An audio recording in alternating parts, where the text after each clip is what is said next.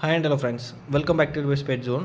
இந்த வீடியோவில் நம்மளுடைய பிரதர் வந்து இந்த சப்ஜா புறாக்கள் இந்த ஜாம்பா புறாக்களை பற்றி கொஞ்சம் சொல்லுங்கன்னு கேட்டிருந்தீங்க. இப்போ என்னென்னு பார்த்தோம்னா, இந்த சப்ஜாவளி புறாக்கள் இந்த ஜாம்பாவளி புறாக்களுடைய சிறப்புகள் என்ன, இந்த புறாக்களை நீங்கள் வேறு எந்த ஒரு கீரி கூடையோ ஒரு வெள்ளை கூடையோ ஒரு கிளாவர் கூடையோ இல்லைனா வந்து பார்த்தோன்னா ஒரு சிறுமாப்பு கூடையோ ஒரு தலபுரி கூடையோ எது கூட நீங்கள் அவுட் டாஸ் கொடுத்தீங்கனாலும் கலர்ஸும் நல்ல கலர்ஸ் வரும். அதேமாதிரி புறாவும் வந்து பார்த்தோன்னா ஓரளவுக்கு நல்லா உடப்பட்டு நம்ம எதிர்பார்க்குற மாதிரி தன்மைகளில் வரும். இந்த சப்ஜாவளியும் இந்த ஜாம்பாவளி புறாக்களை நீங்கள் வெள்ளை லைன் கூட போட்டிங்கன்னா நமக்கு வந்து நல்ல ரிசல்ட் இன்னும் நல்லாயிருக்கும். தாமரை கலரில் புறாக்கள் கிடைக்கும். தென் பார்த்தோன்னா அதோடைய பறவை குணமும் நல்லாயிருக்கும், நல்லா ஜென்வினாக இருக்கும். சில பேர் வந்து ஃபுல் அண்ட் ஃபுல் வந்து நம்ம சோப்பு புறாக்கள் வச்சுக்கணும்னு ஆசைப்படுவாங்க, சப்ஜா புறாக்கள் வச்சுக்கணும்னு ஆசைப்படுவாங்க. அதாவது நேர்மையாக அதோடைய பறவையை வந்து கம்ப்ளீட் பண்ணும் அப்படின்னு சொல்லலாம்.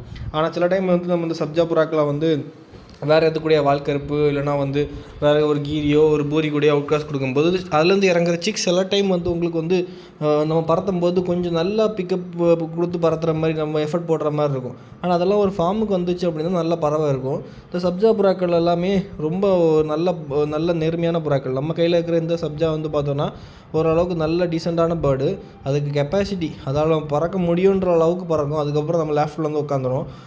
மற்றபடி நம்மளை போட்டு கஷ்டம்லாம் படுத்தாது. ஒரே பறவையோ அதாவது அதுக்கு எபிலிட்டி அதுக்கு உடம்புல அந்த கெப்பாசிட்டி இருக்கிறது வரைக்குமே அது நல்லா பறவையாக பறக்கும்.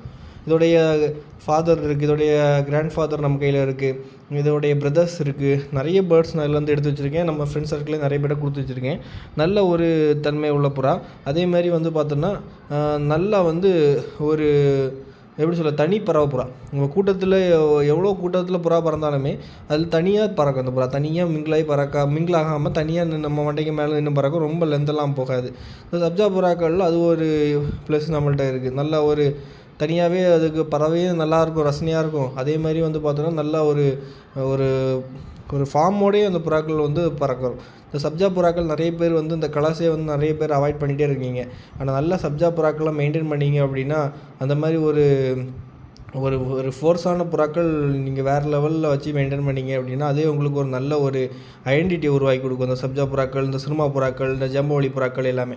இப்போ ரீசெண்டாக நம்ம நண்பர்கள் நிறைய பேர் வந்து இந்த புறாக்களை வந்து விட்டுறவா இல்லை புறா வளர்க்கதை விட்டுடலாமா என்ன ஏதுன்னு கேட்குறாங்க. என்னன்னா இந்த ஃபீடோடைய காஸ்ட் அப்படி போயிட்டுருக்கு, நல்லா மெயின்டைன் பண்ண முடியல அப்படின்னு சொல்லிட்டு. ஸோ நம்மலாம் இந்த புறாக்களை வந்து ஒதுக்கிட்டோம் அப்படின்னா அந்த ஒரு கட்டத்துக்கு அப்புறம் எல்லாமே கொஞ்சமாக வந்து அந்த மிங்கிளாகி கலப்படப்பட்டு அந்த புறாக்கள் வந்து அழிஞ்சு போகும். ஸோ வந்து நிறைய வளர்க்கலனா கூட ஓரளவுக்கு முக்கியமான புறாக்களை கொஞ்சம் போட்டு மெயின்டைன் பண்ணி வளங்க. எல்லாத்தையுமே ஃபுல் அண்ட் ஃபுல் வந்து ஒதுக்கிடாதீங்க. நம்ம நார்மலாக கம்பு மட்டுமே நீங்கள் போட்டு கூட வளர்க்கலாம். மிக்ஸ் பண்ணி ஃபீட் கொடுக்க முடியல அப்படின்னா வெறும் கம்பு வாரத்தில் ஒரு நாள் வந்து இந்த மிக்ஸ் ஃபீடு அந்த மாதிரி நீங்கள் வச்சிங்கனாலே போதும். இந்த ஹீட்டுக்கு தண்ணி அதிகமாக வச்சு மெயின்டைன் பண்ணுங்கள். வேறு அந்த கோதுமை அந்த மாதிரிலாம் கொடுக்காம கம்பை அதிகமாக கொடுத்தீங்கனாலே போதும். ஓரளவுக்கு இந்த எல்லா கிளைமேட்டுக்கும் காமனாக அந்த கம்பு வந்து இருக்கும். உங்களுக்கு ஓரளவுக்கு மெயின்டைன் பண்ணுறதுக்கும் கொஞ்சம் ஈஸியாக இருக்கும். இது நம்மள்கிட்ட இருக்கிற ஒரு ஃபீமேல். நம்ம வந்து சிட்டில் அப்படி சொல்லுவோம். நிறைய நண்பர்கள் கேட்ட இன்னொன்னா சின்ன சைஸ் புறாக்கள் பறக்குமா இல்லை லாங் சைஸ் புறாக்கள் பறக்குமான்னு கேட்டிருக்கீங்க. சின்ன சைஸ் புறாவும் பறக்கும், லாங் சைஸ் புறாவும் பறக்கும். அதோடைய அப்பா அம்மா வழியில் எப்படி இதை வீரியத்தன்மை உடைப்பட்ட ஜீன் விழுந்திருக்கோ அதை பொறுத்து சின்ன புறாக்கள் இல்லை பெரிய புறாக்கள் பறக்கும். நம்ம டெஸ்ட் பண்ணி பார்க்கணும். நம்ம ஒரு பேர்லேருந்து சிக்ஸ் எடுக்கிறீங்கன்னா அதை வந்து நீங்கள் ஒரு 10 பட்டா எடுத்திங்கன்னா அந்த 10 பட்டாக்களையும் பறத்தி பார்த்தீங்கன்னா அந்த 10 பட்டாவில் கண்டிப்பாக எல்லாம் ஒரே சைஸில் விழாது. சின்ன புறாக்கள் நிறைய விழும், பெரிய புறாக்களும் விழும். கண்டினியூஸ் ப்ரீட் பண்ணும்போது சின்ன புறாக்களுக்கு நிறைய விழும். கண்டினியூஸாக ப்ரீட் பண்ணாமல் கொஞ்சம் கேப் விட்டு ப்ரீட் பண்ணுங்கள். கண்டிப்பாக அந்த பெரிய சைஸ் புறாக்கள் எதுக்காக விரும்புகிறாங்க அப்படின்னா அதை நம்ம கொஞ்சம் சின்ன சைஸ் கூட புறாக்களை போடும்போது அதோடைய ஃபியூச்சர் ஜென்ரேஷன் வந்து ஓரளவுக்கு நல்ல புறாக்களில் முதல்ல நம்ம கையில் இருந்த அந்த புறாக்களுடைய ரக்க அமைப்புலையும் உடல் அமைப்புகளையும் புறா விழும்.